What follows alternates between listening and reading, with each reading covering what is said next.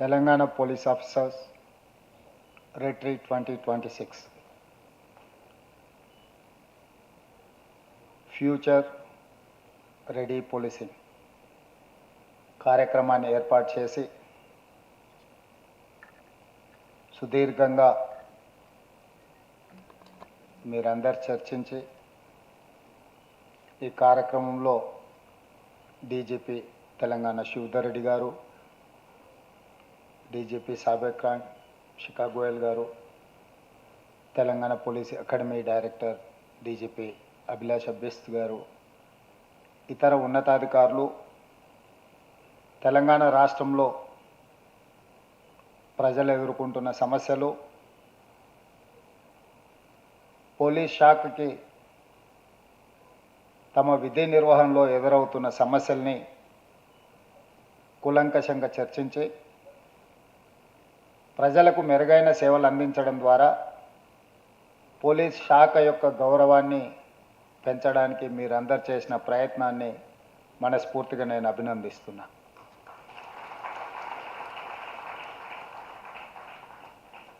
ఎప్పుడైనా ఎక్కడైనా మనం ఎక్కడున్నామో మనం తెలుసుకోగలిగితే మనం ఎక్కడికి చేరాలనుకుంటున్నామో సులువు అవుతుంది. మనం ఉన్న పరిస్థితులు మనకు తెలియనప్పుడు మనం ఎక్కడికి చేరుకోవాలనుకుంటున్నామో చేరుకోవడానికి మనం ఎన్నుకుంటున్న విధానం ఏందో మనకు తెలియని గందరగోళం ఉంటుంది. అందుకే శివధర్ రెడ్డి గారు నా దృష్టికి తీసుకొచ్చి చివరగా 2002 సంవత్సరంలో ఇలాంటి రిట్రీట్ ప్రోగ్రాం చేసినాము. ఇప్పుడు మళ్ళీ చేయాల్సిన అవసరం ఉన్నది. సమాజం ఎదుర్కొంటున్న సమస్యలు, నూతనంగా ఎదురవుతున్న నేరాల యొక్క వేగాన్ని చర్చించుకొని విశ్లేషించుకొని నూతనంగా శాఖలోకి వస్తున్న అధికారులకు అవగాహన కల్పించినప్పుడు తెలంగాణ రాష్ట్ర ప్రభుత్వము మిగతా రాష్ట్రాలకు ఆదర్శంగా నిలబడుతుంది అని చెప్పి శివధర్ రెడ్డి గారు నా దృష్టికి తీసుకురావడం జరిగింది. ఈ విషయంలో డిసెంబర్ 2025లోనే మనం ఈ కార్యక్రమాన్ని ఏర్పాటు చేసుకుందాం అనుకున్నప్పుడు స్థానిక సంస్థల ఎన్నికలు, ఆ తర్వాత వివిధ కార్యక్రమాలతో 2 సార్లు వాయిదా పడి ఈరోజు ఈ కార్యక్రమాన్ని విజయవంతంగా మనం పూర్తి చేసుకోవడం జరిగింది. నాకున్న అవగాహన challenges are 2 verticals. One is technical challenge, the other one is adaptive challenge. Technical ఛాలెంజ్ని అర్థం చేసుకోవాలి, పరిష్కరించాలి అంటే resources, time, these 2 are main ingredients. Technical ఛాలెంజెస్ని పరిష్కరించుకోవడానికి మనకు రిసోర్సెస్, సమయాన్ని కేటాయిస్తే ఆ సమస్యను పరిష్కరించుకోవచ్చు. అడాప్టివ్ ఛాలెంజ్ని పరిష్కరించుకోవాలనుకుంటే we should have common sense. మనం సమస్యను అర్థం చేసుకోవడానికి, సమస్యను అవగాహన చేసుకోవడానికి కొంత సమయం కావాలి. చాలా సందర్భాలలో సమస్య వచ్చినప్పుడు వేగంగా పరిష్కరిద్దామని పరిగెత్తుతాం. ఆ పరిగెత్తడం వల్ల సమస్య పరిష్కారం కాకపోనో అది మరింత గందరగోళానికి దారితీస్తుంది. నా దృష్టిలో ఎంత పెద్ద సమస్య అయినా, ఎంత ఉపద్రవం మీకు ముంచుకొచ్చినా పోలీసు శాఖకు ఉండవలసిన, అధికారికి ఉండవలసిన సంవయనం ఏంటంటే మొట్టమొదట ఆ సమస్యను అర్థం చేసుకోవడంలోనే 50% ఆ సమస్యకు పరిష్కారం దొరికినట్టు. మీకు ఎదురైన సమస్య ఏందో మీకు అర్థమైతే,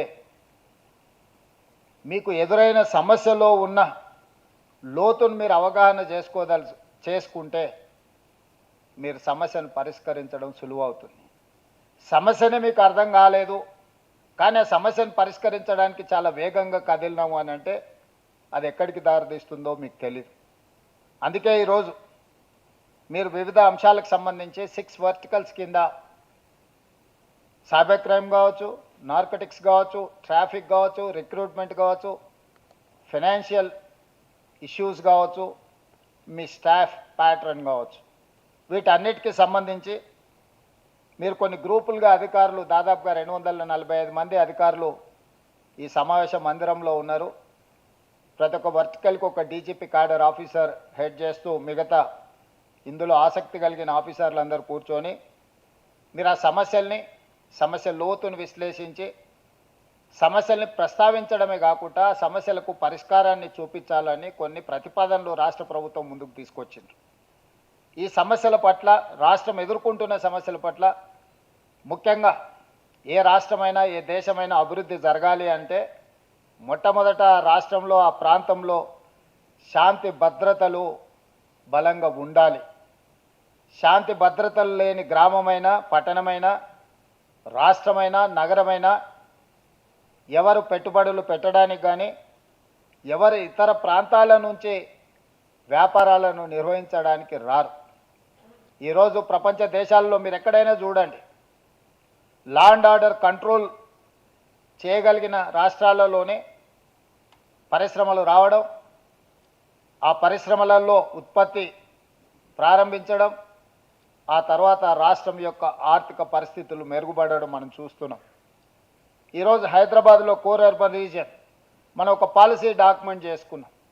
తెలంగాణ రాష్ట్ర ప్రభుత్వం 2 సంవత్సరాల క్రితం ఏర్పడిన తర్వాత పాలసీస్ లేకుండా మనం పరిపాలన చేస్తే పాలసీ పెరాలసిస్ వస్తుంది. I don't want to take that risk. That is why I have decided to take a policy. That is what Telangana Rising 2047. Now we have decided to reach 2047, $3 trillion economy. My target is 2034 is $1 trillion economy. By 2047, $3 trillion economy. ఈ రోజు దేశ జనాభాలో 2.5% మనం ఉన్నాం. కానీ ఈ దేశ జీడిపిలో 5% మనం ఈరోజు కంట్రిబ్యూట్ చేస్తున్నాం. కానీ రాబోయే 22 సంవత్సరాలలో 2047కి ఈ దేశం 100 సంవత్సరాల స్వతంత్ర ఉత్సవాలను మనం జరుపుకోబోతున్నాం. ఆ సమయానికి ఈ దేశంలోనే తెలంగాణ రాష్ట్రం అత్యంత అభివృద్ధి చెందిన రాష్ట్రంగా, సాంకేతిక పరంగా ప్రపంచాన్నే ఛాలెంజ్ చేసే విధంగా తెలంగాణ రాష్ట్రాన్ని ముందుకు తీసుకువెళ్ళాలి అని చెప్పి మన రాష్ట్ర ప్రభుత్వం భావిస్తున్నది. అందుకే ఈరోజు గ్లోబల్ సమ్మిట్ ఆర్గనైజ్ చేసి, గ్లోబల్ సమ్మిట్లో దాదాపుగా 60 నుంచి 70 దేశాలకు సంబంధించిన ప్రతినిధులు, గ్లోబ్ 500 కంపెనీస్లో దాదాపుగా 100+ కంపెనీస్ మన గ్లోబల్ సమ్మిట్లో పార్టిసిపేట్ చేయడం జరిగింది. చాలా కంపెనీలు మనతో MOU చేయడం జరిగింది. ఈరోజు మనం పెట్టుబడులను ఆకర్షించడానికి, ఈరోజు మన రాష్ట్రాన్ని అభివృద్ధి పదం వైపు నడిపించడానికి, పర్టికులర్గా outer ring road inside 2100 square kilometers. This is called core urban region economy, called CURE. We wanted to cure this area. ఈరోజు దేశంలో ఉన్న ప్రధానమైన నగరాలు ఢిల్లీ, ముంబై, బెంగళూరు, చెన్నై ఆర్ కల్కటా. ఢిల్లీ అత్యంత కాలుష్యాన్ని ఎదుర్కొంటున్న నగరం, దేశ రాజధాని, political capital, parliament is there, supreme court is there, all other institutions are there, but everything is shut down. Schools నుంచి మొదలు పెడితే పార్లమెంట్ వరకు ఢిల్లీలో సెలవులు ప్రకటించే పరిస్థితి వచ్చింది. అత్యంత కాలుష్యమైన నగరం ఈ దేశంలోనే కాదు ప్రపంచంలోనే ఢిల్లీ నగరానికి గుర్తింపు వచ్చిన పరిస్థితి వచ్చింది అని అంటే ప్రభుత్వాల యొక్క ఆలోచన విధానంలో లోపం ఉండడం వల్ల ఈరోజు ఢిల్లీ నగరం నివసించడానికి యోగ్యం కాని నగరంగా మారుతుంది. అదేవిధంగా బెంగళూరు, మీరు ఒకసారి బెంగళూరును చూడండి, one of the beautiful metropolitan city. Traffic జామ్లు, హెజార్డ్ డెవలప్మెంట్స్ రావడంతో బెంగళూరులో ఎయిర్పోర్ట్కి వెళ్ళాలంటే ఎప్పుడు ఇంట్లో నుంచి బయలుదేరాలనో తెలియని పరిస్థితి, ఎన్ని గంటలు రోడ్డు మీద మనం ఉంటామో మనకు తెలియని పరిస్థితి. అందుకే ఈరోజు ఐటీ ఇతర పరిశ్రమలు తెలంగాణ రాష్ట్రానికి తరలి వస్తున్నాయి. ముంబై ఫైనాన్షియల్ క్యాపిటల్, ఫైనాన్షియల్ క్యాపిటల్లో వర్షం వస్తే నగరం అతలాకుతలమైపోతుంది. ఈరోజు అక్కడ నివసించలేని పరిస్థితి. చెన్నై నగరం వర్షం వస్తే పడవల్లో ప్రయాణించాల్సిన పరిస్థితి. కల్కటా గురించి నేను చెప్పాల్సిన పని లేదు, శాంతి భద్రతల నుంచి అక్కడ ఉన్న పొల్యూషన్, ట్రాఫిక్. సో ఈ మెట్రోపాలిటన్ నగరాల నుంచి హైదరాబాద్ నగరం కానీ ముఖ్యంగా పోలీస్ శాఖ నిశితంగా గమనించి నేర్చుకోవాల్సిన అవసరం ఉన్నది. పొల్యూషన్ కంట్రోల్ చేయాలన్నా, ట్రాఫిక్ను స్ట్రీమ్ లైన్ చేయాలన్నా, న్యాచురల్ కెలామిటీస్ని అడ్రస్ చేయాలన్నా, పోస్ట్ కోవిడ్ రిఫ్లెక్షన్స్ ఏమొస్తున్నాయి, కోవిడ్ తర్వాత జరిగిన క్లైమేట్ చేంజెస్ని మనం అర్థం చేసుకోవాల్సిన అవసరం ఉన్నది. That is the biggest challenge for us. Covid తర్వాత వస్తున్న పరిణామాలు, మన నగరాలలో నిర్మించిన ఇన్ఫ్రాస్ట్రక్చర్, 24 గంటలకు 2 సెంటీమీటర్ల వర్షం వస్తే తట్టుకోగలిగిన వ్యవస్థ మాత్రమే మన నగరాలలో మనం నిర్మించుకున్నాం. మన లెక్కంతా 24 గంటలలో 2 సెంటీమీటర్ల అత్యధిక వర్షపాతం వస్తుందని ఒక అంచనా వేసుకొని ఈ మెట్రోపాలిటన్ నగరాలలో మనకున్న డ్రైనేజ్ వ్యవస్థ కానీ, రోడ్ వ్యవస్థ కానీ, ట్రాఫిక్ సిస్టమ్ కానీ, everything we have made based on the 2 centimetres in 24 hours. కానీ పోస్ట్ కోవిడ్ తర్వాత మొన్న ఖమ్మంలో జరిగిన వర్షాలు, ఖమ్మంలో పనిచేసిన అధికారులు ఇక్కడ ఉండవచ్చు, విత్ ఇన్ 2-3 అవర్స్లో 39 సెంటీమీటర్స్ వర్షం వచ్చింది. హైదరాబాద్లో ఆల్మోస్ట్ 40 సెంటీమీటర్స్ వర్షం వచ్చింది with in 2 hours 3 hours. So మన ఎకో సిస్టమే రెడీగా లేదు. మనం ఎవరం ఈ అర్బన్ ఛాలెంజెస్ను, ఈ క్లైమేట్ చేంజెస్ని, వీటన్నిటిని మనం అర్థం చేసుకోవడానికి ట్రై చేయట్లేదు. ఈ సిస్టంలో ఫస్ట్ బ్లేమ్ అయ్యేది పోలీస్ వ్యవస్థ. మొట్టమొదట ఏ ఆపద వచ్చినా, ఏ సమస్య వచ్చినా, అది డిజాస్టర్ త్రూ వచ్చిందా, న్యాచురల్ కెలామిటీ వచ్చిందా, ఏ సిస్టంలో వచ్చినా కూడా ప్రజలు మొట్టమొదట సహాయం కోసం చూసేది పోలీస్ వ్యవస్థ. ఇన్ని సంవత్సరాలు మీరు కష్టపడి సంపాదించుకున్న ఒక గొప్ప మీ మంచితనమో లేకపోతే ఈ సిస్టమ్ మీరు బిల్డ్ చేయడం వల్ల ఈ దేశ ప్రజలు సమస్య వచ్చినప్పుడు మొట్టమొదట పోలీసుల కోసం ఎదురు చూస్తారు. Not political system, not executive officer. మొట్టమొదట సమస్య వచ్చినప్పుడు బాధితులకు గుర్తొచ్చేది పోలీస్ సిబ్బంది, పోలీస్ శాఖ. అట్లా మీరు గుర్తింపు తెచ్చుకున్న మీరు ఈరోజు నూతన సమస్యల్ని ఎదుర్కొంటున్నారు. ఒకప్పుడు మీకున్న సమస్య తీవ్రవాదం అయి ఉండొచ్చు. తీవ్రవాదాన్ని ఎదుర్కోవడానికి ఆక్టోపస్ తీసుకొచ్చిండ్రు, గ్రే హ్యాండ్స్ తీసుకొచ్చిండ్రు, ఎస్ఐబీలను తీసుకొచ్చిండ్రు, ఇతర వ్యవస్థలను తీసుకొచ్చిండ్రు. After 25-30 years, after 40 years, you have achieved your goal more or less 98%, or we are going to reach 100%.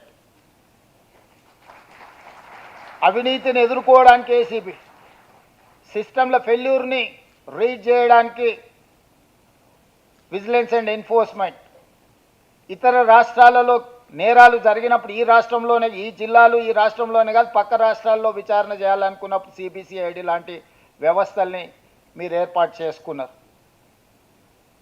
ఈరోజు ఇవి సరిపోవడం లేదు.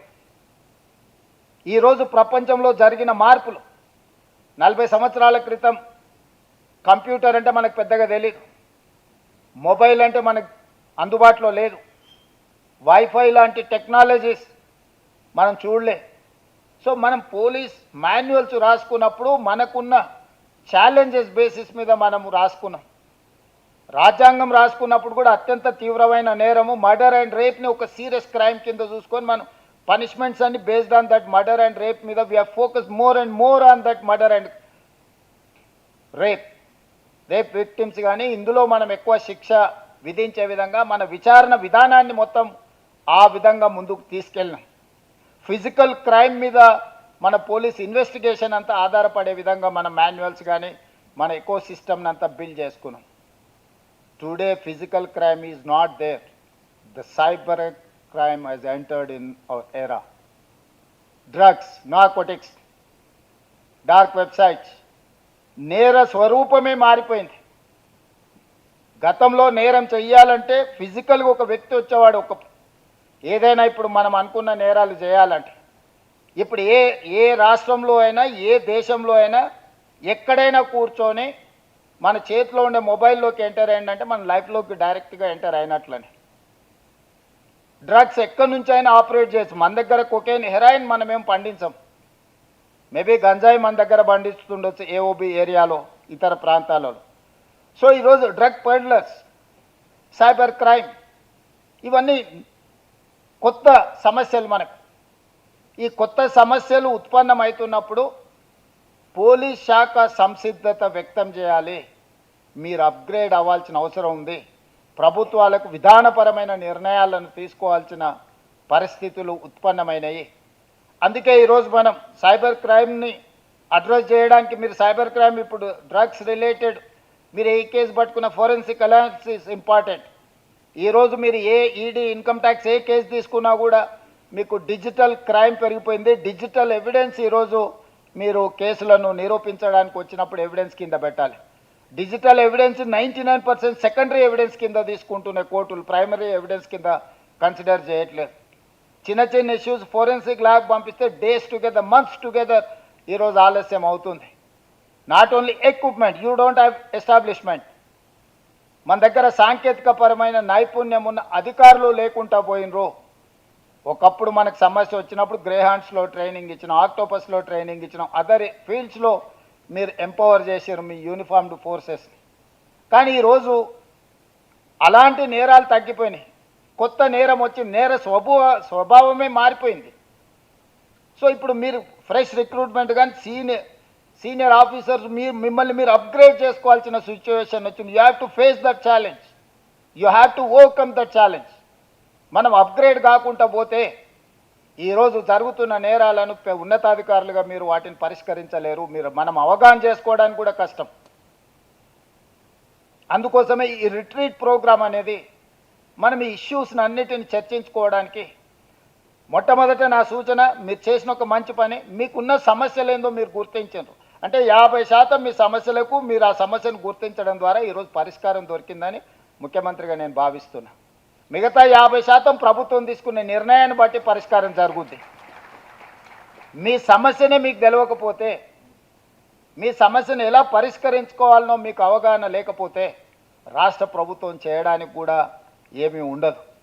అందుకే ఈరోజు మీరు ఒక మంచి కార్యక్రమాన్ని తీసుకొని నార్కోటిక్స్లో కానీ సైబర్ క్రైమ్లో కానీ ఇతర అంశాల పట్ల మీరు ఏదైతే విశ్లేషించుకున్నారో దీన్ని లీగల్ ఫ్రేమ్వర్క్లోకి తీసుకురావాలంటే sometimes government of India is having some rules and regulations, state is having some other. వీటిని కాంట్రడిక్ట్ కూడా కాకుండా చూడాలి. ఈరోజు ట్రాన్స్పోర్టేషన్లో గవర్నమెంట్ ఆఫ్ ఇండియా కొన్ని పాలసీస్ ఉన్నాయి, అదేవిధంగా నార్కోటిక్స్ రిలేట్ దాంట్లో వాళ్ళ కొన్ని ఇష్యూస్ ఉన్నాయి, సైబర్ క్రైమ్ రిలేట్లో ఇంకొక రకం ఉన్నది. సో ఈరోజు మీ వరకు లీగల్ ఫ్రేమ్ చేసుకుంటే మీ స్టేట్ వరకు మీరు ఎదుర్కొంటున్న సమస్యలు కరెక్టే. కానీ రేపు పొద్దుగాల దీన్ని చట్ట రూపంలో మార్చాల్సి వచ్చినప్పుడు ద్వారా నేరగాళ్ళు తప్పించుకోకుండా ఉండాలంటే ఇంకా దీన్ని పక్కడబందిగా లీగల్ ఫ్రేమ్వర్క్లోకి తీసుకురావాల్సిన అవసరం ఉంది. అందుకే నేను శివధర్ రెడ్డి గారికి సూచన చేస్తున్నా, నేను చీఫ్ సెక్రటరీ గారికి ఆదేశాలు ఇస్తా. చీఫ్ సెక్రటరీ గారు చైర్పర్సన్గా, మీరు కో చైర్మన్గా వండుకుంటూ, లా సెక్రటరీ ఇందులో ఉండాలి. ఫైనాన్షియల్ కాంకరెన్స్ ఉన్నది, ఎంత ఆర్థికపరమైన భారం పడుతుంది, రాష్ట్ర ప్రభుత్వానికి ఎంత వెసులుబాటు ఉందనేది అర్థం చేసుకోవాలంటే ఫైనాన్స్ సెక్రటరీ గారు ఇందులో ఉండాలి. ట్రాన్స్పోర్ట్ స్పెషల్ చీఫ్ సెక్రటరీ ఇందులో మెంబర్గా ఉండాలి. ఎందుకంటే దీంట్లో మెనీ కాంప్లికేషన్స్ ఉన్నాయి. సో వీటన్నిటికీ ఇప్పుడు నాకు ఏదైతే ప్రతిపాదనలు మీరు తీసుకొచ్చి ఇచ్చిందో, నేను ఒక చీఫ్ సెక్రటరీ ఆధ్వర్యంలో ఒక అధికారుల కమిటీని నియమిస్తాను. మీరు ఇక్కడ నా ముందు ప్రతిపాదించిన అంశాలను అన్నిటిని కూడా అందులో మీరు చర్చించండి. మీకు ఆర్థికపరమైన భారం ఎంత ఉంది, న్యాయపరమైన చిక్కులు ఇందులో ఏమున్నాయి, సాంకేతికపరమైన అంశాలు ఏమున్నాయి, పరిపాలనపరమైన అంశాలను ఏ విధంగా మీరు అడ్రస్ చేయాలా, అల్టిమేట్గా దీని కార్యరూపంలో దాల్చి ఒక చట్టంగా మార్చుకోవాలంటే తీసుకోవాల్సిన జాగ్రత్తలు ఏమేమి ఉన్నాయో వాటి అన్నిటిని తీసుకొని ఒక లీగల్ ఫ్రేమ్వర్క్లో ఈ ప్రపోజల్స్ గవర్నమెంట్ దగ్గరకు వస్తే గవర్నమెంట్ తప్పకుండా వీటి అన్నిటినీ పరిగణలోకి తీసుకుంటుంది. ఈరోజు మీ డిపార్ట్మెంట్లో ఏదైతే శాంక్షన్ పోస్టులు ఇంకా తక్కువ ఉన్నాయని మీరైతే ప్రతిపాదన ఇచ్చిండ్రో, ఇక్కడ నా సూచన ఒకటి, మన దగ్గర ఉన్న మండలాలు, ఎందుకంటే పోలీస్ వ్యవస్థ మండలం, ప్రతి మండలానికి ఒక పోలీస్ స్టేషన్ అనుకుంటున్నాం. ఆల్మోస్ట్ ఆ పైన డిఎస్పీలు కానీ లేకపోతే ఏసీపీలు కానీ, ఆ పైన మీకు జిల్లాలు, 3 లేయర్ సిస్టమ్ డిస్ట్రిక్ట్ లెవెల్లో ఉన్నది. ఒక మండలం 4 గ్రామాల మండలం ఉన్నది, ఒక మండలం 1,50,000 మండలం ఉన్నది. సో 4 గ్రామాలు ఉన్నదానికి ఈచ్ మండలం ఇంత పోలీస్ అని మీరు ఒక స్ట్రక్చర్ వేసుకుంటే దానివల్ల మీ సిబ్బందిని మీరు సరైన విధంగా వినియోగించుకోలేరు. చిన్న మండలాన్ని దృష్టిలో పెట్టుకొని మీరు సిబ్బందిని నిర్ణయిస్తే 1,50,000 జనాభా ఉన్న మండలంలో మీకు ఆ సిబ్బంది సరిపోదు. అందుకోసమని మీరు ఇంటర్నల్గా ఒక కమిటీ వేసుకోండి, రేషనలైజ్ చేయండి. ఎక్కడ ఒక మండల స్థాయిలో మీకు ఎంతమంది అవసరం ఉన్నారో, ఒక ఏసీబీ స్థాయిలో మీకు ఎంతమంది అవసరం, ఆ పరిధిలో ఎన్ని పోలీస్ స్టేషన్లు ఉన్నారు, ఎంత జనాభా ఉంది, మీకు ఎంతమంది అధికారులు కావాలి. ఒక జిల్లా, గతంలో ఒక జిల్లా అంటే ఫర్ ఎగ్జాంపుల్ మహబూబ్నగర్ డిస్ట్రిక్ట్ అంటే 64 మండలాలు. అప్పుడు ఎస్పీలు ఒకరోజు ఒక వైపు బయలుదేరితే మళ్ళీ 2 రోజుల తర్వాత వెనక్కి హెడ్ క్వార్టర్స్కి వచ్చేటోళ్ళు. ఇప్పుడున్న జిల్లా ఫర్ ఎగ్జాంపుల్ వనపర్తి జిల్లా కావచ్చు, లేకపోతే రాజన్న సిరిసిల్ల జిల్లా కావచ్చు, ఉదయం 8 o'clock బయలుదేరితే 11 o'clock అన్ని పోలీస్ స్టేషన్లు చూసుకొని మళ్ళీ ఇంటికి వచ్చేసేయచ్చు. హార్డ్లీ 2.5 hours మీరు జిల్లా మొత్తం అన్ని పోలీస్ స్టేషన్లు ఇన్స్పెక్షన్ చేయొచ్చు. సో ఇట్లాంటి ఛాలెంజెస్ మీ ముందున్నాయి. హైదరాబాద్ సిటీని తీసుకుంటే ఒక డిస్ట్రిక్ట్ కింద హైదరాబాద్ ఉంటే దాదాపుగా 1 కోటి జనాభా ఉన్నారు. ఒక కమిషనర్ హైదరాబాద్ మొత్తం తిరగాలనుకుంటే చాలా టైం పడుతుంది. సో ఈ ఇర్రేషనల్గా ఉన్న పరిపాలన నిర్ణయాలు ఇది ప్రభుత్వ ఉద్యోగుల మీద అత్యధికంగా ప్రభావం చూపిస్తుంది. పని ఒత్తిడి, అసలు పని లేని వాళ్ళు అసలు పని లేక ఇబ్బంది పడుతున్నారు. పని ఎక్కువైపోయి ఆ పని ఒత్తిడికి లోనయ్యేటోళ్ళు ఇంకొంతమంది ఉన్నారు. అందుకోసమని నేను డీజీపీ గారికి సూచన చేస్తున్నా, మీరు రేషనలైజ్ చేసుకోండి మీ స్టాఫ్ని. ఏ మండలంలో ఎంత జనాభా ఉన్నారు, మీరు జనాభా ప్రాతిపదికన మీకు పోలీసింగ్ కోసం కూడా ఒక మాన్యువల్ ఉన్నట్టున్నారు నాకు తెలిసినంత వరకు. ఎంతమందికి ఒక అధికారి ఉండాలి, ఒక కానిస్టేబుల్ ఉండాలి, లేకపోతే ఒక హెడ్ కానిస్టేబుల్ ఉండాలి, ఒక ఎస్ఐ ఉండాలని జనాభా ప్రాతిపదికన ఏదైతే మీ మాన్యువల్స్ ఉన్నాయో మీరు ఒక్కసారి దాన్ని ఎగ్జామిన్ చేయండి. ఒక జిల్లాకి ఎంత స్టాఫ్ కావాలా. ఇప్పుడు ఒక పెద్ద జిల్లా ఉన్నా నాకు 2 IPSలు ఉంటే సరిపోద్ది. ఒక ఎస్పీ ఉండి ఒక నాన్ క్యాడర్ అంటే క్రైమ్ చూడడానికి ఒకరిని వేస్తే మిగతా నాన్ క్యాడర్ వాళ్ళని వేసుకున్నా. కానీ అదే హైదరాబాద్ డిస్టిక్లోకి వస్తే నాకు 50 మందిని పెట్టినా సరిపోదు. ఎందుకంటే ఇక్కడ నాకు సైబర్ క్రైమ్ ఉంటుంది, ఈగల్స్, డ్రగ్స్ ఉన్నాయి, ట్రాఫిక్ ఇష్యూస్ ఉన్నాయి, అదర్ ఆల్ ఇష్యూస్ ఉన్నాయి. నీకు వనపర్తి జిల్లాలో ఒక IPS ఉంటే మోర్ దాన్ ఎనఫ్. అట్లా అంటే ఆ IPSకు పనే లేకుండా పోద్ది. కానీ అదే హైదరాబాద్ డిస్ట్రిక్ట్కి వచ్చేటప్పటికి మీకు 30-40 మంది IPSలను పెట్టినా కూడా సరిపోనంత పని ఉంది. సో ఇట్లాంటి విషయాలను అన్నిటిని కూడా శాఖాపరంగా మొదట మీరు విశ్లేషించుకోండి. హ్యూమన్ రిసోర్స్ని రేషనలైజ్ చేయడం, హ్యూమన్ రిసోర్స్ని ఒక పద్ధతిలో వాడుకోవడం అనేది కూడా పరిపాలనలో ఒక భాగం. కాబట్టి మీరు ఏదైనా ఇంటర్నల్ ఒక అరేంజ్మెంట్ చేసుకోండి. దీన్ని ఏ రకంగా రేషనలైజ్ చేయాలి, ఏ రకంగా ఈ అధికారులను మనం సద్వినియోగం చేసుకోవాలి, ఏ రకంగా వీళ్ళకు పని కల్పించాలి, ఏ రకంగా పని ఒత్తిడి ఎక్కువ ఉన్న వాళ్ళకు ఆ ఒత్తిడి తగ్గించాలి. ఈరోజు ఇంతకుముందు మీరు ర్యాపిడ్ యాక్షన్ ఫోర్స్ లాంటి వాళ్ళని, లేకపోతే మహారాష్ట్రలో స్పెషల్ టీమ్స్ ఉన్నట్టున్నాయి, అంటే ఏదైనా ఇన్సిడెంట్స్ జరిగితే ఎస్టీఎఫ్ లాంటివి ఉన్నట్టున్నాయి. అట్లనే ఈరోజు మీరు అడిగినారు. కానీ మీకు గ్రే హ్యాండ్స్లో 1200 మంది వెల్ ట్రైన్డ్ ఫోర్స్ ఉంది. ఈరోజు మీ కోంబింగ్ ఇవన్నీ తగ్గిన సందర్భంలో వాళ్ళని ఎక్కడో ఒక దగ్గర మళ్ళీ మీరు రీఅరేంజ్మెంట్ చేసుకోవాలి. సో ఇట్లాంటి మీరు ఏదైతే శాంక్షన్డ్ పోస్టులు ఒక పర్పస్కి వాటికి డిఫైన్ చేసిన మీ సిబ్బంది ఉన్నారో ఆ పర్పసే మీరు పరిష్కారం అయిపోయింది, రిజాల్వ్ అయిపోయింది అంటుంది. మరి అక్కడ ఆ సిబ్బందిని కొనసాగించడం వల్ల ఏమి ప్రయోజనము, వాళ్ళు ఎందులో నిష్ణాతులు. ఇంతకుముందు డిజాస్టర్లే స్టేట్కి డిజాస్టర్ టీంలు వేసినాం, ఆల్మోస్ట్ 2000 మందిని ఈరోజు మనం ఆ డిపార్ట్మెంట్లో యాడ్ చేసినాం. ఈరోజు హైదరాబాద్లో మేజర్ ఇష్యూస్ని అడ్రస్ చేయడానికి హైడ్రా తీసుకున్నాం. హైడ్రాలో ఆల్మోస్ట్ ఈరోజు 3000 మంది సిబ్బంది పనిచేస్తున్నారు, ఒక ఐజీ కార్డర్ ఆఫీసర్ ఉన్నాడు. సో సిటీలో ఉన్న లేక్ ఎంక్రోచ్మెంట్, నాలా encroachment, government parks encroachment, roads అంటే ఆపరేషన్ రోప్ అండ్ రోడ్ల మీద ఉన్న రోడ్లను ఎంకరేజ్ చేసి ఫుట్పాత్లను ఎంకరేజ్ చేసిన వాళ్ళని అన్నింటిని తొలగించడానికి కూడా ఈరోజు మనం ట్రాఫిక్లో ఒక వ్యవస్థ తీసుకొచ్చినాం. ఇంతకుముందు ట్రాఫిక్లో లూజ్ అండ్ అపాయింట్మెంట్స్ ఉండే, ఇప్పుడు స్ట్రక్చరల్గా మనం డిఐజీ క్యాడర్, ఆ తర్వాత ఎస్పీ క్యాడర్ స్ట్రక్చర్డ్గా ఈరోజు మనం హైదరాబాద్, సైబరాబాద్, మల్కాజ్గిరి కమిషనరేట్లల్లో పోలీస్ సిబ్బందిని రేషనలైజ్ చేసుకున్నాం, జోన్స్ను రేషనలైజ్ చేసుకున్నాం, కో టర్మినస్ చేసినాం. మున్సిపల్ని మిమ్మల్ని ఎగ్జాక్ట్గా మీ డీసీపీకి ఒక జోనల్ కమిషనర్, మున్సిపాలిటీకి ఎగ్జాక్ట్గా కో టర్మినస్ చేసినాం. ఇంతకుముందు కోఆర్డినేషనే ఉండేది కాదు. Next electricity department, GST department, all departments I want to do with కోటామినస్. లేకపోతే మీకు ఒకరికొకరికి అధికారులకు సమన్వయమే లేకుండా పోయింది. ఇంతకుముందు మీరు చాలా విషయాలు ఇన్ఫర్మేషన్ గురించి మాట్లాడినారు, అదంతా ఇన్ఫర్మేషన్ బయట ఎక్కడలేదు, విత్ ఇన్ ద డిపార్ట్మెంట్స్లోనే ఉంది. ఏసీబీ వాళ్ళు అడిగితే విజిలెన్స్ వాళ్ళు ఇన్ఫర్మేషన్ ఇయర్, విజిలెన్స్ వాళ్ళు అడిగితే లా అండ్ ఆర్డర్ వాళ్ళు ఇన్ఫర్మేషన్ ఇయర్, ఈ ముగ్గురు అడిగితే రెవెన్యూ డిపార్ట్మెంట్ ఇన్ఫర్మేషన్ ఇయర్. సో మీ డిపార్ట్మెంట్లో ఉన్న విచారణలో మీరు సేకరిస్తున్న సమాచారాన్ని అంతా కూడా ICCCలో ఒక డేటాబేస్ తయారు చేయండి. దానికి ఒక మంచి ఆఫీసర్, ఒక ఎఫెక్టివ్ ఆఫీసర్, ఒక టీమ్ని ఎస్టాబ్లిష్ చేయండి. సో స్టేట్లో ఉన్న సిస్టమ్ని అంతా పిరమిడ్ స్ట్రక్చర్లో తీసుకొచ్చి కమాండ్ కంట్రోల్ రూమ్లో ICCCలో మీరు ఒక డేటాబేస్ తయారు చేసి అక్కడికి అన్నీ కనెక్ట్ చేయండి. ఏ పోలీస్ స్టేషన్లో ఏ క్రైమ్ జరిగినా ఏదైనా డేటా అడగాలనుకున్నా జస్ట్ కమాండ్ కంట్రోల్ని రీచ్ అయితే they have to give within a minute. ఎందుకంటే మన దగ్గర టెక్నాలజీ ఉంది. You need not to depend on physical manual ఇదంతా. సో ఇది మన డిపార్ట్మెంట్లో within the department also there are many lapses. So వీటిని కూడా మనము ఈ రోజున్న సాంకేతికపరమైన పరిజ్ఞానాన్ని ఉపయోగించుకుంటూ డిపార్ట్మెంట్ను కూడా ఎంపవర్ చేసుకోవాల్సిన బాధ్యత మనందరి మీద ఉన్నది. దాంతోపాటు ట్రాఫిక్ అత్యంత పెద్ద సమస్య ఈరోజు సిటీలో ట్రాఫికే.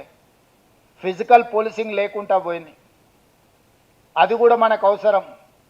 Seeing is belief. మనం కూర్చొని ఎన్ని చట్టాలు రాసినా ఎన్ని శిక్షలు అని చెప్పినా ఇంకా మనం అంతా అప్గ్రేడ్ అవ్వాలి. అమెరికా పోతే మనం ఒక పద్ధతిలో బిహేవ్ చేస్తాం, ఎయిర్పోర్ట్లో దిగంగానే మన పద్ధతి మారిపోతుంది, బయటికి రాగానే వాటర్ బాటిల్ రోడ్డు మీద వేస్తాం, అదే పనిగా అద్దం దించి రోడ్ పక్కన ఇసిరేసిపోతాం. అదే అమెరికాలో ఉంటే రోడ్ పక్కన వేసింది కూడా తీసి మనం బ్యాగ్లో పెట్టుకొని పోయి డస్ట్బిన్లో వేస్తాం. సో కల్చరల్ చేంజెస్ కూడా రావాల్సిన అవసరం ఉంది.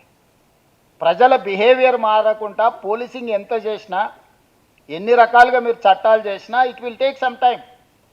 ఒకప్పుడు కార్లకు బ్లాక్ టింట్ వేసుకున్నట్టు లోపల ఎవరున్నారో కనిపించి ఒక పీరియడ్ ఆఫ్ టైంలో మీరు అందరూ స్ట్రిక్ట్గా దాన్ని ఇంప్లిమెంట్ చేయడంతో ఇవాళ కారు కొనుక్కున్నవాడు కార్కు టింట్, గ్లాస్లకు టింట్ వేసుకుంటారని కూడా తెలియని పరిస్థితి వచ్చింది. ఒకప్పుడు డ్రంక్ అండ్ డ్రైవ్ ఇష్యూ లేదు, ఇప్పుడు డ్రంక్ అండ్ డ్రైవ్ ఇష్యూస్ కానీ ఇట్లాంటివి కొన్ని వచ్చినాయి. సో నా సూచన ఏంటంటే ఇక్కడ ఉన్న అధికారులకు, స్టేట్ మొత్తం ఇక్కడనే ఉంది పోలీస్ డిపార్ట్మెంట్. సో ఈ రోజే స్వతంత్రం వస్తే ఈ రోజే పోలీస్ డిపార్ట్మెంట్ను ఒకవేళ ఏర్పాటు చేసుకుంటే రాబోయే 25 ఇయర్స్కి మనం ఎట్లా యాక్షన్ ప్లాన్ రెడీ చేసుకోవాలనుకుంటున్నామో మీరు దాన్ని ప్రిపేర్ చేయండి, దాని మీద మీరు డిస్కషన్ చేయండి. మీరు రిక్రూట్ చేసుకున్న దాంట్లో కూడా ఐటీ ప్రొఫెషనల్స్ ఉన్నారు చాలామంది. నేను IPS కానీ గ్రూప్ 1లో రీసెంట్గా సెలెక్ట్ అయిన వాళ్ళందరి వాళ్ళ బ్యాక్గ్రౌండ్ చూసిన. Most of them are well qualified and technically sound. అతనికి ఎందులో నైపుణ్యం ఉందో అతన్ని వీలైనంత మేరకు అక్కడ ప్లేస్ చేయండి.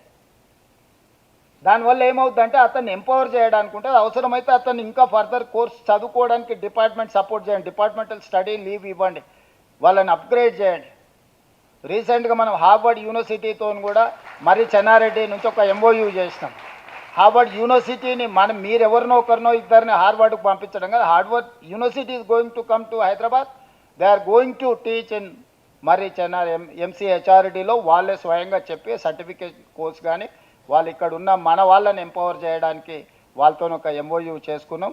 విత్ ఇన్ ఫ్యూ మంత్స్ అది అమలు జరగబోతుంది. అందుకోసం నా సూచన ఏంటంటే ఎప్పటికప్పుడు మనము ఉద్యోగం వచ్చిందని రిలాక్స్ అయ్యి ఆటో మోడ్లోకి పోయినామంటే మనం సమాజానికి నష్టం చేసిన వాళ్ళే. ఇతర శాఖల వాళ్ళు ఆటో మోడ్లోకి పోయినా నష్టం లేదు, కానీ పోలీస్ డిపార్ట్మెంట్ మాత్రం ఆటో ప్రమోషన్ అనేది ఎక్స్పెక్ట్ చేయకండి. ఆ లేట్ బ్యాక్ యాటిట్యూడ్ కూడా సమాజానికి తీవ్రమైన నష్టాన్ని చేస్తుంది.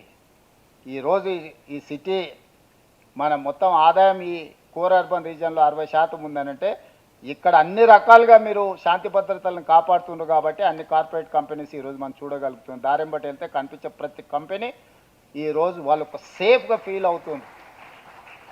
ఏదైనా ఒక దేశాన్ని మనం పర్యటించడానికి, ఒక దేశంలో వ్యాపారం చేయడానికి పోతే ఫస్ట్ మనం ఫిజికల్గా సేఫ్ ఉన్నామా లేదా, తర్వాత ఇన్వెస్ట్మెంట్ సేఫ్గా ఉందా లేదా, తర్వాత ఇన్వెస్ట్మెంట్కు ప్రాఫిట్ వస్తుందా లేదా అని ఈ 3 ఫండమెంటల్స్ చూసుకుంటాం. ఈ 3 ఫండమెంటల్స్లో మీరు time and again police department పాత్ర ఉన్నది కాబట్టి ఈరోజు తెలంగాణ రాష్ట్రం దేశంలోనే ఒక మెరుగైన రాష్ట్రంగా గుర్తింపు పొందింది. కానీ ఇది సరిపోదు. మనం పెట్టుకున్న ఛాలెంజ్ ఇక్కడితో ఇది కాదు. మనం ఈరోజు పెట్టుకున్న టార్గెట్ 2034కి $1 ట్రిలియన్ ఎకానమీ రీచ్ అవ్వాలనుకుంటున్నాం. ఈరోజు $200 బిలియన్ ఎకానమీ మనం. సో ఈ టార్గెట్ను రీచ్ అవ్వాలి అని అంటే మనం అన్ని రకాలుగా మనం సంసిద్ధత వ్యక్తం చేయాలి. మనం అందరం కూడా ప్రిపేర్ అవ్వాలి. డిపార్ట్మెంట్ను ఎంపవర్ చేయడానికి బడ్జెట్ ఇవ్వడానికి నాకు ఎలాంటి ఇబ్బంది లేదు, ప్రొవైడెడ్ నేను ఇచ్చే నిధులు సద్వినియోగం జరుగుతున్నాయన్న నమ్మకం కలిగించాల్సిన బాధ్యత మీ మీద ఉంది. లావిష్గా స్పెండ్ చేసేంత లగ్జరీ మన దగ్గర లేదు. ఫ్రాంక్లీ స్పీకింగ్ మీకు అందరికీ తెలుసు, స్టేట్కు ఉన్న డెప్ట్స్ కానీ ఉన్న పరిస్థితులు కానీ, ప్లస్ నేను పెట్టుకున్న వెల్ఫేర్ కమిట్మెంట్స్ ఇంకా బరువైనవి. సో వీటన్నిటినీ సమన్వయం చేసుకుంటూనే మీకు నిధులు ఇవ్వాలి అంటే మీకు ఇచ్చే నిధులు సద్వినియోగం జరుగుతాయని ఒక నమ్మకం, విశ్వాసం, దీన్ని చట్ట రూపంలో కూడా మీరు మార్చుకోవాలి. అట్లా మార్చుకున్నప్పుడు తప్పకుండా మీకు అనుమతులు వస్తాయి, మీకు నిధులు వస్తాయి, మీకు చట్టంలో రక్షణ కల్పించబడుతుంది. ఎవరైతే అధికారులు, నాకు తెలిసి 90% ఇక్కడ ఉన్న అధికారులు ఎవరికి 2 సంవత్సరాలు ఎవరు పైరవి చేసిన వాళ్ళు కానీ ఎవరు పోస్టింగ్ ఏడొస్తుందో టీవీలోనే చూసుకొని ఉంటారు తప్ప ముందుగాల పలానా అధికారికి పలానా పోస్టింగ్ వస్తుందని నాకు తెలిసి పోస్టింగ్ వేసేటప్పుడు మాట్లాడిన శివధర్ రెడ్డి గారికి, నాకు, చీఫ్ సెక్రటరీ గారికి తెలిసి ఉండొచ్చు తప్ప ఈవెన్ పొలిటికల్ ఎగ్జిక్యూటివ్స్ కానీ ఎగ్జిక్యూటివ్ ఆఫీసర్స్ కానీ ఎవరికి తెలియదు. నేను 3 కేటగిరీస్ కింద ప్రొఫైల్ బిల్డ్ చేసి పెట్టుకున్న మీ ఆఫీసర్లు అందరు, A category, B category, C category. నేను ఇంకా ఎక్కువ వాళ్ళ గురించి ఆలోచన చేయాల్సిన పని లేదు. నాకు ఆ పేరు చెప్తే ఆటోమేటిక్గా అతను ఏ కేటగిరీలో ఉన్నాడో నాకు తెలుస్తుంది. నేను ఎస్పీ వేయాలనుకున్నప్పుడు ఎవరిని వేయాలా, నెక్స్ట్ లెవెల్ ఆఫీస్ మేనేజ్మెంట్లో ఎవరిని వేయాలా, ఖాళీగా ఎవరిని కూర్చోబెట్టాలని 3 కేటగిరీస్ కింద నేను ఆల్రెడీ డిఫైన్ చేసి పెట్టుకున్నాను. I may be wrong, I may be right, but I have a data. మీకు కూడా నేను చెప్పేది ఏంటంటే డేటా లేకుండా, డేటాని ఎనాలిసిస్ చేయకుండా మీ టార్గెట్స్ను మీరు పెట్టుకోలేరు, మీ టార్గెట్స్ను మీరు రీచ్ అవ్వలేరు. మీరు డిఫైన్ చేసుకోండి మీకు ఇచ్చిన జాబ్ని, మీ సమస్య ఏందో అర్థం చేసుకోండి. దానికోసం మీ అన్లెస్ అంటిల్ డేటా మీ దగ్గర ఉంటే తప్ప మీరు టార్గెట్ని పెట్టుకోలేరు. టార్గెట్ని పెట్టుకోకపోతే మీకు నాకు ఇద్దరికి అర్థం కాదు. ఇప్పుడు నేను 100 మార్కులకు పరీక్ష రాస్తేనే అందులో నాకు 35 వస్తే పాస్ అయినా, లేదా 20 వచ్చినా 30 వచ్చినా నా గ్రేడ్ ఎక్కడుందో నాకు తెలుస్తుంది. నేను నా టార్గెటే 100 మార్కులకు పరీక్ష రాస్తున్నా, 1000 మార్కులకు పరీక్ష రాస్తున్నా నాకు తెలియకపోతే నాకు ఏ మార్కులు వచ్చినా కూడా నా ఏ ర్యాంకు నాకు తెలియదు. మీకు కూడా మీరు టార్గెట్ అనేది ఫిక్స్ చేసుకోకుండా మీరు ఏ ఎగ్జామ్ రాసినా కూడా there is no point, you don't get any rank. So మీరు ఎక్కడైతే మీ బెంచ్ మార్క్ డిసైడ్ చేసుకుంటున్నారో ఆ బెంచ్ మార్క్లో మీరు ఎక్కడికి రీచ్ అయినారో మీకు తెలుస్తుంది. నేను వెరిఫై చేయాల్సిన పని లేదు. మీ సొంతానికైనా మీరు ఇక్కడ బెంచ్ మార్క్ పెట్టుకుంటే ఇక్కడికి వచ్చినా, ఇక్కడి వరకు జరిగినరా, 100% రీచ్ అయినరా. ప్రతి డిపార్ట్మెంట్ను లీడ్ చేసే అధికారులకు ఆ కిందున్న వాళ్ళకు ఒక టార్గెట్ ఇవ్వండి. ఆ కిందున్న వాళ్ళకు వాళ్ళ సమస్యలు ఏంటో అర్థమయ్యేటట్టు చెప్పండి. ఆ సమస్యలను పరిష్కరించడానికి వాళ్ళకి అవకాశం ఇవ్వండి, కొంత స్పేస్ ఇవ్వండి. They have to understand. వాళ్ళని అర్థం చేసుకోవడానికి కొంత సమయం ఇవ్వకుండా మనం ఒత్తిడి చేసినామంటే ఆ గందరగోళంలో ఒకటి చేయడానికి ఇంకొకటి చేసే అవకాశం ఉంటుంది. ఎందుకంటే యూనిఫామ్డ్ ఫోర్స్లో వన్ సైడే ఉంటుంది. మన్ కీ బాత్ రేడియోలో వన్ సైడే వినాల్సి వస్తుంది, మనం వెనక్కి చెప్పడానికి ఏముండదు, మీకు తెలుసు కదా. పెద్దసారి మన్ కీ బాత్లో ఆయన చెప్పేదంతా మనం వినాల్సింది. మీరు కూడా అట్లా మన్ కీ బాత్ కిందోళ్ళకి చెప్పేది కాబట్టి కింది నుంచి కూడా పుష్ అండ్ పుల్ పెట్టుకుంటే దానివల్ల మీకు ఉపయోగం ఉంటుంది. గ్రౌండ్ రియాలిటీ ఒక స్టేజ్ తర్వాత మనందరం, నేను జెడ్పీటీసీగా ఉన్నప్పుడు నాకు ఒక ఫీడ్బ్యాక్ ఉండేది, నేను ఎమ్మెల్సీగా ఉన్నప్పుడు నాకు ఇంకో రకం ఫీడ్బ్యాక్ ఉండేది, నేను ఎమ్మెల్యే అయినప్పుడు నాకు ఎక్కువ ఫీడ్బ్యాక్ ఉండేది. ఎందుకంటే ప్రతి గ్రామంలో జనాల్లో నేను కలిసేటోని. ఎంపీ అయినాక అది తగ్గిపోయింది, ముఖ్యమంత్రి అయిపోయినాక ఇంకా తగ్గిపోయింది. కాకపోతే ఆ ప్రీవియస్ ఎక్స్పీరియన్సే ఈరోజు నేను షో రన్ చేయడానికి పనికొస్తుంది. సో గ్రౌండ్లో ఎవరైతే పని చేస్తాడో అతనికి ఎక్కువ అవగాహన ఉంటుంది. గ్రౌండ్లో ఉండే వాళ్ళతోనే టాప్లో ఉండే వాళ్ళు ఒక కనెక్ట్ బిల్డ్ చేసుకుంటే దాంతో మనకు సమస్యలు ఏ విధంగా ఉన్నాయో అర్థమవుతాయి, సమస్యలకు పరిష్కారం ఉంటుంది. ప్రతి ఇష్యూను మెకానికల్గా అడ్రస్ చేయకండి. మీ సబార్డినేట్స్ను కానీ సమస్యతో వచ్చిన బాధితులను కానీ హ్యూమన్ టచ్ అనేది very important, particular in police department. అధికారులకు మధ్యన కానీ అధికారుల మధ్యలో సబార్డినేట్స్ను కానీ మనం ఒక 5 నిమిషాలు వాళ్ళని ఆగి పలకరించి మాట్లాడితే కూడా they feel more happy and they work 2 more hours extra. మనం అసలు పలకరియకుండా వాళ్ళని అసలు మనుషుల్లాగానే చూడకుండా వ్యవహరించినప్పుడు కొన్నిసార్లు ఏమైందనంటే వాళ్ళు కూడా ఇక ఒక రకంగా వ్యవహరిస్తారు. ఎందుకంటే నేను పొలిటికల్ సిస్టంలో చూస్తుంటా. సో ఎక్కడైనా మనందరం మనమే కాబట్టి మనకు ఒక హైరార్కీ సిస్టంలో పనిచేసేటప్పుడు ఇవి ఉంటాయి. నేను ఉన్నతాధికారులకు నా సూచన, మనతో పనిచేసే సిబ్బందిని, వాళ్ళ గౌరవాన్ని, వాళ్ళ మర్యాదను, వాళ్ళ అవసరాలను మనం గుర్తెరిగి వాళ్ళకి చేయగలిగినంత సాయం చేస్తే వాళ్ళు 100కి 120% మన కోసం పనిచేస్తారు. అది ఖచ్చితంగా మీరు కొత్తగా ఇంతకుముందు చేసేవాళ్ళు చాలామంది ఉన్నారు. ఎవరైనా మేము మొత్తం సూపర్ బాస్ అనుకునే వాళ్ళకు కూడా నా సూచన ఇది. చిన్న చిన్న కరెక్షన్స్ మనకి చాలా రిజల్ట్ ఓరియంటెడ్గా పనిచేయడానికి అవకాశం ఉంటుంది. మన లైఫ్లో కరెక్షన్ చేసుకుంటే తప్పేం లేదు. నేను ఇప్పటికి కూడా సర్పంచులతో వాళ్ళతో మాట్లాడి వాళ్ళు ఇచ్చే ఫీడ్బ్యాక్ తీసుకొని నన్ను నేను అమాండ్ చేసుకుంటుంటా. అప్పుడప్పుడు ఏదైనా నిర్ణయం తీసుకున్నా కూడా కరెక్షన్ చేసుకుంటుంటా. కరెక్షన్ చేసుకుంటే బెటర్ రిజల్ట్ వస్తుంది. బెటర్ రిజల్ట్ ఉంటే అది మనకే గుర్తింపు వస్తుంది. దాంట్లో మనకు వచ్చే నష్టం ఏం లేదు. వినడం అనేది అత్యంత కీలకమైన విషయం. వినకుండా చేస్తే కొన్నిసార్లు సక్సెస్ వస్తుంది, కానీ అన్నిసార్లు సక్సెస్ రాదు. వినడం వల్ల చాలా సమస్యలకు పరిష్కారం దొరుకుతుంది.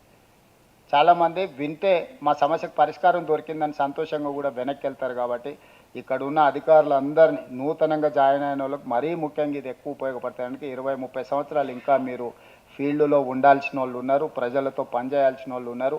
జాబ్ వచ్చింది కాబట్టి సమాజంతో నాకు ఏం సంబంధం లేదనుకోకండి. ఇంకా మీ బాధ్యత పెరిగింది. మీరు ఇండివిజువల్గా ఉన్నప్పుడు మీ ఫ్యామిలీనే రెస్పాన్సిబిలిటీ. మీరు ఒక హోదాలో వచ్చిందంటే మీ ఏరియాలో ఉన్న ఎవరికి ఏ సమస్య వచ్చినా కూడా దాంట్లో మీ పాత్ర ఉంటుంది. కాబట్టి జాగ్రత్తగా ముందుకు వెళ్ళండి. ఇది మంచి కార్యక్రమం. ఎవ్రీ ఇయర్ కంటిన్యూ చేయడానికి జస్ట్ 11th అవర్లో ఈరోజు మార్చిలోకి వచ్చేసిన. మీరు బడ్జెట్ అడిగినా ఆల్రెడీ నా బడ్జెట్ ప్లానింగ్ అయిపోయింది. సో మొత్తం భోజనాలు అయిపోయినాయి. ఖాళీగా ఉన్నప్పుడు మీరు వచ్చి భోజనం అడుగుతున్నారు. సరే, మరి వాళ్ళ దాంట్లో వీళ్ళ దాంట్లో ఏమైనా కొంచెం తగ్గించి ఏమైనా పెట్టడానికి, వడ్డించడానికి అవకాశం ఉంటే తప్పకుండా చూస్తా. ఏదున్నా ఇది డిసెంబర్లోనే చేసుకుంటే I'll get some time, some space to create some value.